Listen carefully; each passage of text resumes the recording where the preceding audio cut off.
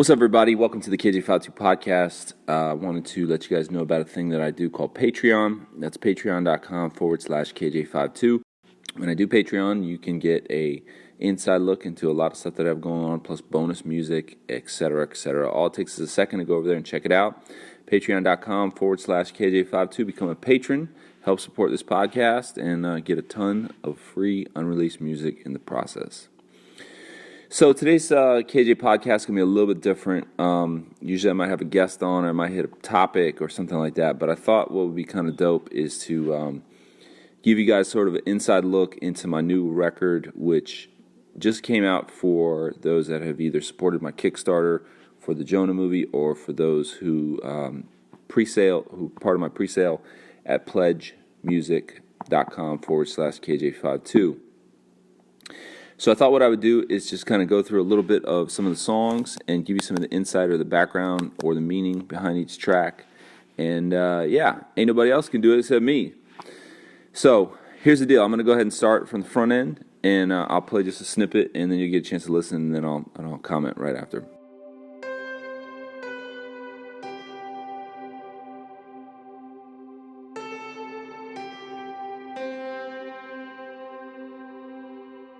So let's rewind then.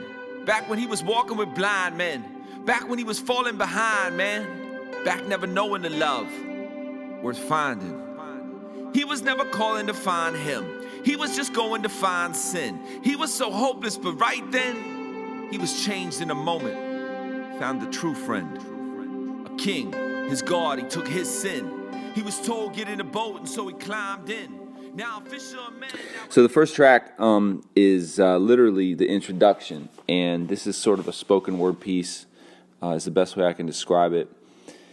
I sort of wrote this, essentially I wrote it about myself in the third person, so I reveal that at the end. This actually started as someone reaching out to me.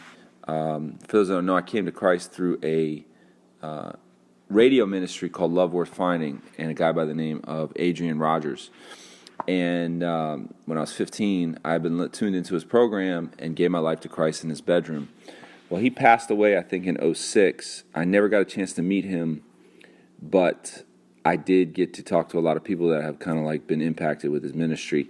And so I was reached out through a friend of mine, John Sanders, who I know through Camp Electric, and Gabe. Both these guys I know through Camp Electric, and they said, hey, we're going to do a sort of documentary about his story, but also about the truth.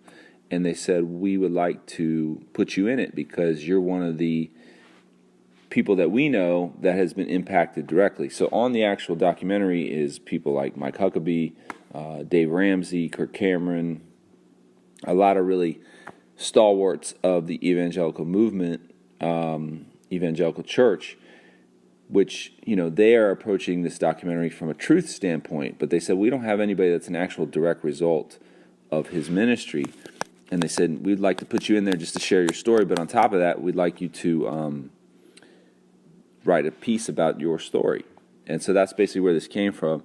I started working on it back in October, and then once it was kind of done, we shot the video for it in Memphis. This documentary's not out yet, but we shot a video for it in Memphis. And I was like, man, this is really my story. Like, would you guys be okay if I went ahead and put this on my next project? And they were like, absolutely, no problem. And so that's where it comes from. And a big shout out to Dominic Gibbs, formerly of Laughlin, now with a group called the Tennies, with him and his wife. I've just started working with those guys quite a bit, and he did all the music behind it.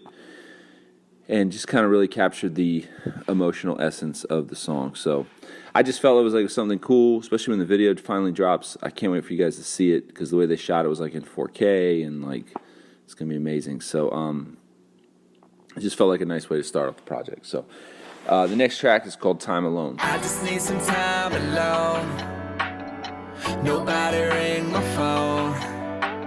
Can I get some time alone? Let me get up in my zone, get up in my zone. Some days I'm an introvert, wanna get away, leave this earth. Broke down, I'm getting worse, I'm too proud to admit I'm hurt. There are days when I get berserk, there are days when life don't work. I fall apart, check my heart, hit the start, hit the dirt. Man, I'ma get this work, but I never seen the finish first. I need some help from what I dealt. My heart is in a hearse. So mad I'm finna curse. That mess I didn't deserve, I'm broken. So this actual song was one of the first ones I wrote. Juice Bangers, I was connected with him through Derek Minor, and he sent me a ton of beats. And so he made sort of like the initial track for it. And I kind of wanted to take it one step further and just sort of add some melody and add some musicality to it. And so I reached out to Dominic Gibbs, to kind of continue the music aspect of it. And they're also really good at kind of bringing out the melodic side. And so I ended up recording it at his house with him and his wife, Madeline, who they're supposed to be having a baby any minute now. Shout out to the Gibbs. And so she's the one that you also hear singing on it from a BGV standpoint. And they were just, I was really stuck on this song, to be honest with you. I was actually really stuck. I had the idea, but I could not seem to flesh it out. And sort of my collaboration with them sort of got the ball rolling creatively. So I'm like super grateful for that, because it was kind of right after then that happened when everything on the album just started to just flow.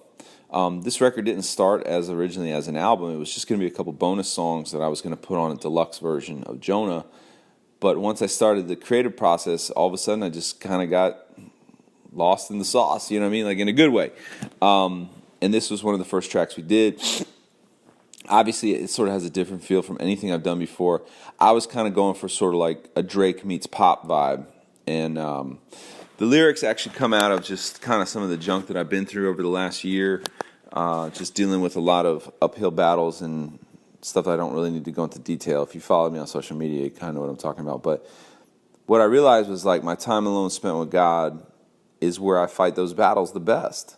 You know, being honest in my relationship with him when I'm frustrated, when I'm happy, when I'm, XYZ. And so that's where the lyrics of it kind of really came from. And even just when I'm talking about, everything's going wrong, I didn't get no sleep, but I'm okay. It's kind of like being able to see the bigger picture. So anyway, moving on to the third track. It's called You Know It. So check it out.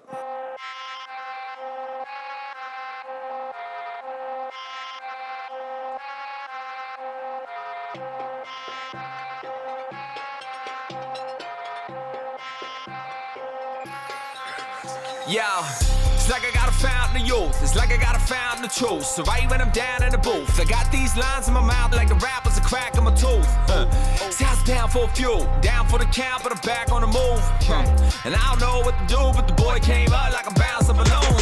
I ain't even down with your crew. I ain't even down with your rules. I ain't just down with the truth. I ain't just down with the proof that my Lord ran out of the tomb. Boom, stick a bounce in the groove, like I'm running up and down on the move. So I did this song with a homie by the name of Spec, along with a guy by the name of Quentin Coblentz. I don't know if I'm saying his name right. I put out a sort of APB on Beats a couple months back, and I said, hey, anybody send me tracks? I want to check them out. I got a ton of submissions, but something about this beat probably stood out to me more than any of just a lot of the other tracks I got, and probably just because it's so different. And in a lot of ways, it kind of reminds me of something Timbaland would do, but more of a modern version of it. And Timbaland's always been one of my favorite producers. And then where the song conceptually kind of came together was because just like it was just a phrase, you know what I'm saying? Like if someone says, oh, well, da-da-da-da, I'll be like, man, you know it. It just became a phrase. A lot of my hooks and my ideas and my concepts sometimes just come out of phrases that I might say. And I find that's usually a better expression of like what I want to come across with musically. So that's basically where that came from. And then as far as the lyrics, I'm not gonna lie to you, I'm kind of venting a little bit, you know what I mean? Like there's a bit of venting going on where, my position in the music industry right now, they kind of want to write you off a little bit when you've been around for a long time, or they just stop paying attention, or they ask you where you went when you haven't gone anywhere. And so, just to be honest with you, I kind of threw it out all together, and that's where the song more or less came out of. But anyway, let's move on to track number 4. It's called Be Like That.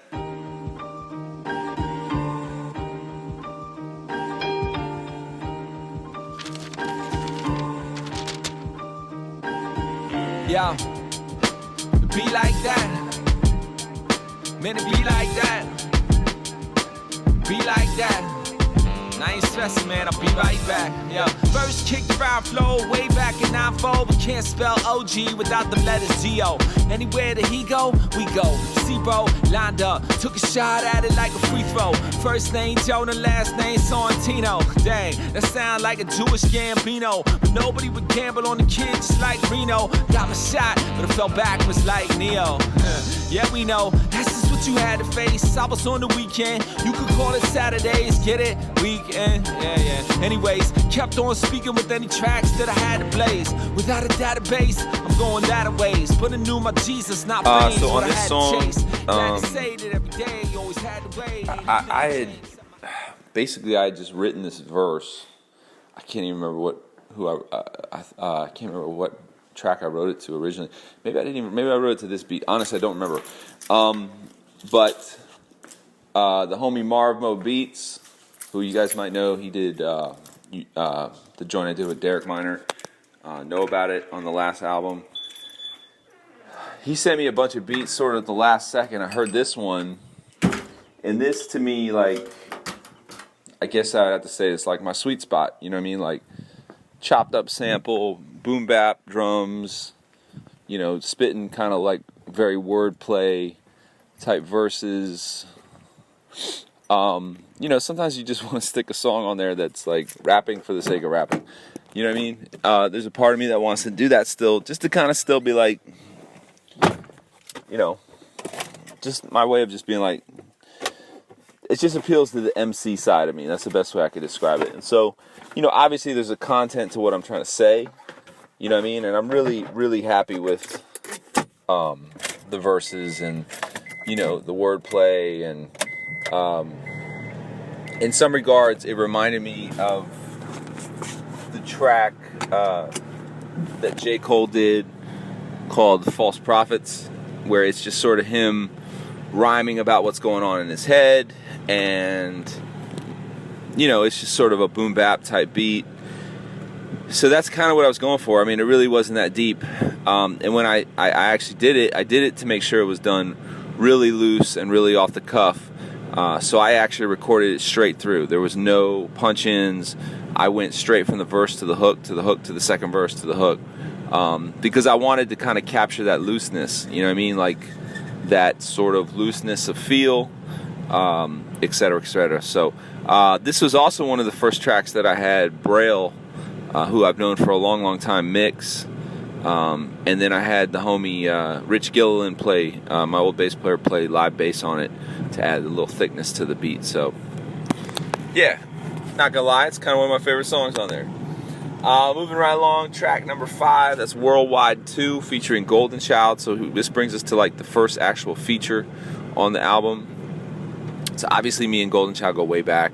When I started working on the record, this was right around the time that we were looking at, it was the 20th anniversary of the album that me and him had done called Sons of Intellect and Disciple Comprehensions. And so part of me was like, man, we should do like an updated version of one of the tracks for the album, you know, for like a re-release of the project of Insightful Comprehension, Sons of Intellect. And so that's kind of where this came out of. It was his suggestion to kind of redo the original hook and put it on this one. And also I was working on the documentary at the same time. And so in my head I thought, you know what, this would be perfect to put in the documentary. It's like a bookend between the original and what it is now. So yeah, I mean, that's kind of where it came from. So it's kind of like, again, just showing you a little bit of my history, a little bit of my story. The little speaking part is from a really old interview I did with Jack Golden Child like 10, 15 years ago that I never put out. And so I thought it would be good to go on there. And then DJ Morph came through and he threw the scratches. Because we were kind of going for that 90s boom bap feel, you know what I mean? Especially on that one. And Morph also scratched on Be Like That. And I'll be honest with you, like when I finished it, I was like, man, are people gonna vibe with this? Like, cause this is such a throwback style-wise. Like, are people gonna vibe with this? Like, I don't know if kids will, but I was like, will anybody vibe with it? Is it too old school? I tend to overthink all my songs. And it's funny, you know, even just in the initial feedback so far, people have been like, yo, man, I really liked Worldwide. I'm like, that one? All right. And so, like, from the verses standpoint, I'm talking about, you know, what the temperature was like when we were together as a group, and Golden Child's kind of talking about that too. So It's like I kind of look at KJ as like a big brother to me. He became a mentor for me.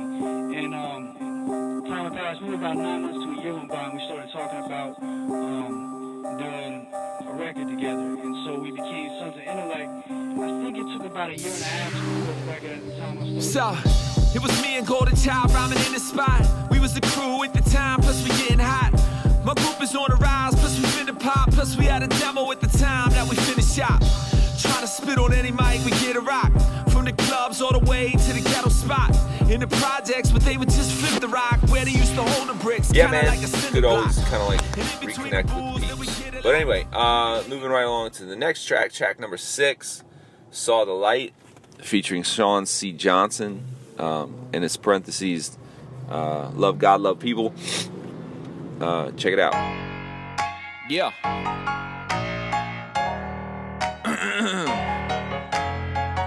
Love God, love people. Love God, love people. Just, I'm up in the morning, jumping on up and I'm yawning. Yeah. See the rain is not pouring, but I'm up and I'm soaring. I ain't worried a moment. I know the one that I'm hoping. Yeah. I know the one that I go with. Yeah, he's my one and my only. That's when I'm feeling alone. That's when you guided me home. That's when you righting the wrong. That's when you guided me on. That's when you gave me the song. I cannot go on my own. Nope, I cannot make it alone. Nope, I am weak and you're strong. So that's the one thing that I've done. This was again sort of shout out to Marv, because Marv, every time I'd be like, Marv, I'm not doing any more songs, he would send me more beats, and I would just all of a sudden he'd catch my ear with like one more beat. And I heard this, and I'll be honest with you, my first initial listen was like, oh, it's too churchy. Like, how am I going to make a rap out of something like that? It's too slow, it's too churchy. I've never really rocked on, like, you know, because he's playing, you know, piano chords on there. You know, I mean, church piano chords.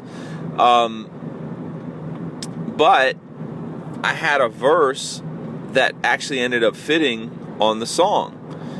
And so I was like, man, I wonder if this could actually work. And then the more I tweaked it, the more I messed with it, I was like, maybe this could actually work. It's kind of like a, you know, a Chance the Rapper kind of vibe, where he fuses gospel music with, you know, hip hop.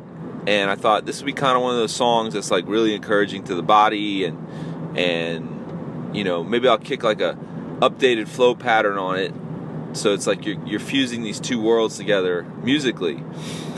So I actually handed it off to Spec to sort of flesh all that out, because he's really good at like arrangements, he's good at vocal production, he's really good at like producing a song past the point of just the initial beat. And so that's basically what happened. And so we went through a bunch of different incarnations on it until we finally land at it with this. And that's when I reached out to Sean, and I was like, yo, man, like, your vocal style, which is kind of like, you know, like a John Legend. He's got kind of almost like a gospel John Legend kind of vibe. And so he actually re-sang some of the stuff that I had sang to kind of like flesh it out. It's me on the chorus, but it's him re-singing some other parts and stuff like that. So I was really happy, because it's got like such a really good feel-good vibe. Like, it's hard to not listen to this song and not feel like good, you know. And also I drew a little bit of inspiration from a really old gospel song that we used to sing like when I first got saved, which was like it's like this 2/4 beat called I Saw the Light. It was like, I saw the light, I saw the light, no more darkness, no more night, I'm so happy, da da da da, praise the Lord, I saw the light. I mean, obviously I can't sing it very well, but you get the idea. So that's where that came from. Very happy how that turned out. Braille mixed that joint, and I thought he really kind of bridged the gap. And one thing I had Spec do was kind of add some 808, some low end to it, which I think really fleshed it out nice. So, track 7, He Won't Fail Me, featuring Zonti. Check it out.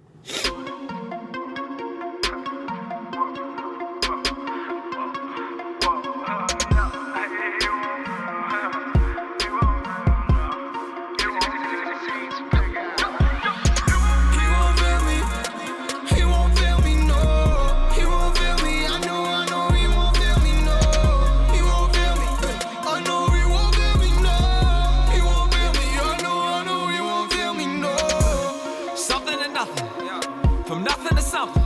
And I ain't just bluffing or fronting, man. Hit me like all of a sudden. And I was just grinding and hustling, hoping that something was coming. I'm going just wild and I'm bugging, man. I'm trusting your confidence. 2 jobs that I'm juggling, hoping that something was bubbling. But I started with nothing, man. All of my life I was struggling, fumbling. All right, so shout out to the homie Zonti. He is an 18-year-old kid out of my hometown of Tampa, Florida. I saw him sort of on the radar. I didn't know who he was from a personal level, but, you know, was checking him out. And through a series of situations, I ended up actually getting on the phone with him and his dad to kind of share some wisdom and share some advice and some expertise and et cetera, with him and his dad. Because, you know, his star is really on the rise, and so there's a lot of people that are interested in him. And so it's really tough when you're just coming up to navigate the industry to some extent. Because, honestly, you know, when a lot of guys start out, we just want to make music. We just want to make music and reach people. Like, it's not really very deep. But once success starts to come, that's when it starts to get complicated. And so, you know, God really put him on my heart because, I mean, 1, he's from my hometown. 2, I remember being in that situation at that age, and I thought, man, you know, guys like myself who have been around the block, like, we owe it to the younger artists to build into them and to, like, share our wisdom with them and, like, to, you know, not necessarily mentor, because I don't like that term, but just to be resources, you know. And so after building with him and his dad over, you know, a couple weeks and stuff like that, I got this beat from Spec, and I was like, yo, man, like, this is really on that, this beat wise is kind of really on that sort of trap mumble rap vibe. I hate to use that term mumble rap. I'm not saying Zonti is a mumble rapper, but just sort of that modern type sound, you know what I'm saying? And so when I heard it, I was like, I like to be challenged, you know, but I also know what my wheelhouse is, and I also know what my limitations are. And so I wrote the chorus initially, which was "He Won't Fail Me," but I didn't like the way I sounded on the chorus, and so I reached back out and I said, hey man, do you think he could jump on this song and or maybe like retweak this chorus, not necessarily rewrite it, but just like add melody to it, because I can't do what he does. And man, it was the perfect thing. It was exactly what the song needed. So I'm kicking sort of a different flow style on there, sort of triplet kind of vibe. His melody was perfect for like adding the extra element into the song. But I think, you know what I mean, like, I think the content is really what I think shines. It's like, it's a universal message, like, people need to hear. It's like, when you're going through something, you need to know that God won't fail you. Sometimes you have to say that to yourself, like, as you're going through it. You know, and that's like what I say in the verse, you know, I went from something to nothing, right back from nothing to something. You know, I've experienced a lot of ups and downs over my career, and it's like, the only thing I can rely on is the fact that he won't fail me. And when he sent in his verse, I really dug, because he has some really clever lines in there, you know, like, God's got my back like a backpack, or he said he'll never fail me he never fails like an A student. Like, that's like a punchline to me. That's like a rap verse punchline. So I thought that was really dope. And yeah, man, you know, I mean, it's cool when two different generations can find a common ground to make songs that glorify the creator. So shout out to Zonti and the Zealots. All right, moving on. Track number 8. This joint is All I Have featuring Dayton. Here you go.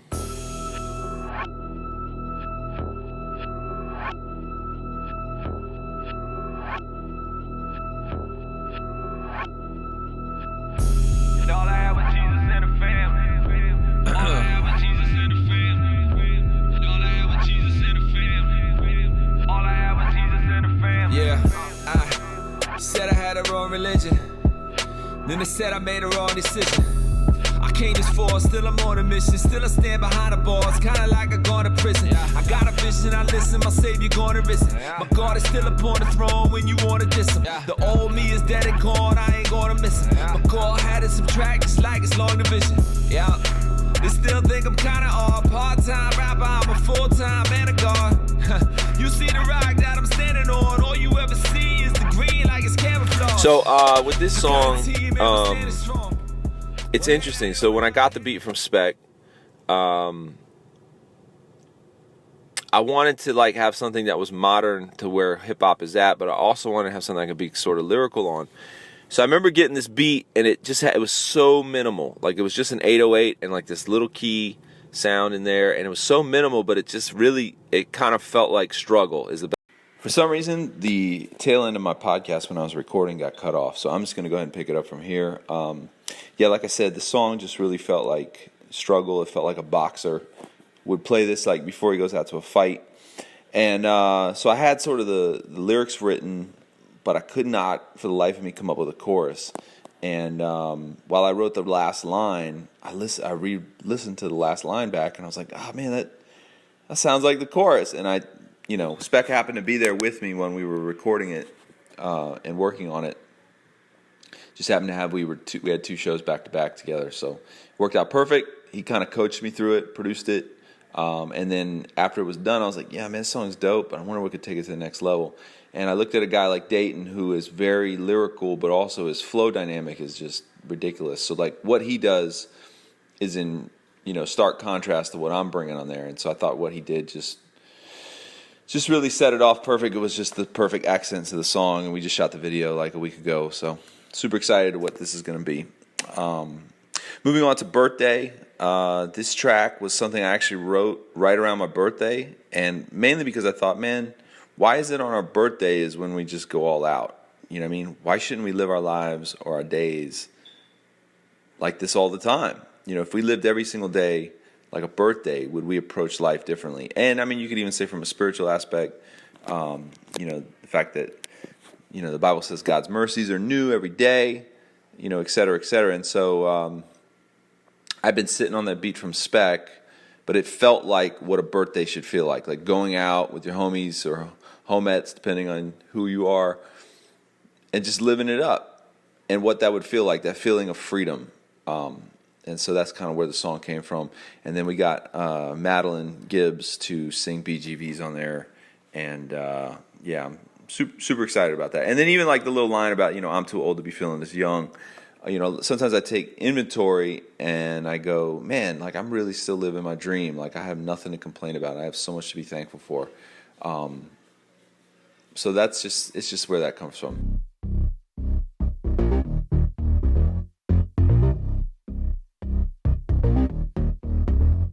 Yeah, I wanna hop in a new whip, drop the top, hit the spot with my 2 friends. I wanna hang with the cool kids, but all I ever rock is a car with the 2 rims.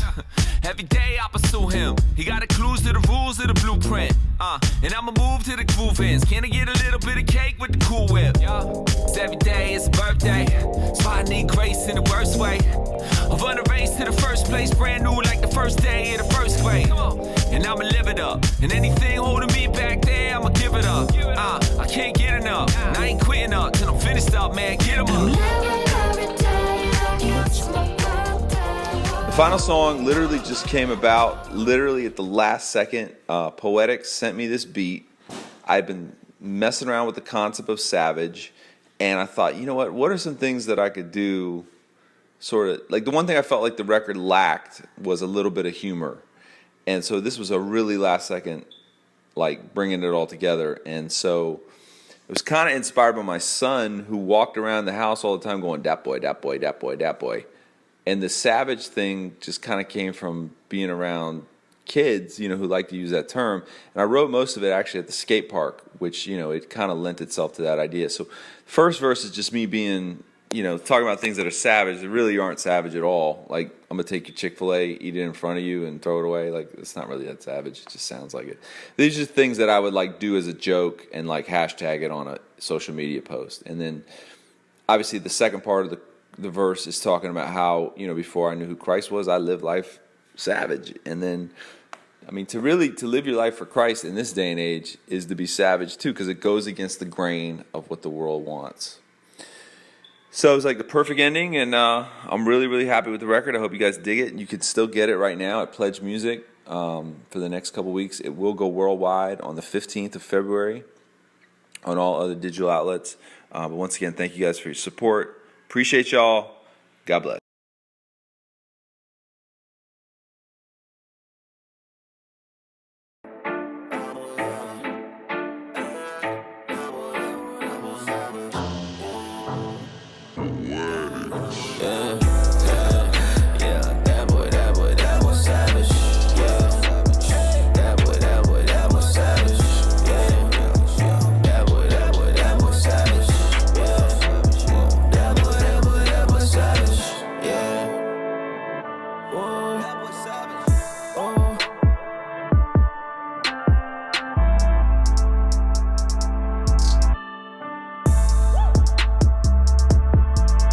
Yo, I might just roll away on a rollerblade at an old parade. I might rock an old parade with a tat of a cat on my shoulder blade. I might start a whole new wave for white boy rappers that are old and gray. I might even I don't even know what I was gonna say. I might take your Chick-fil-A, eat a bite right in front of you and throw it away. Savage. I'ma take your drink away, take your Mountain Dew.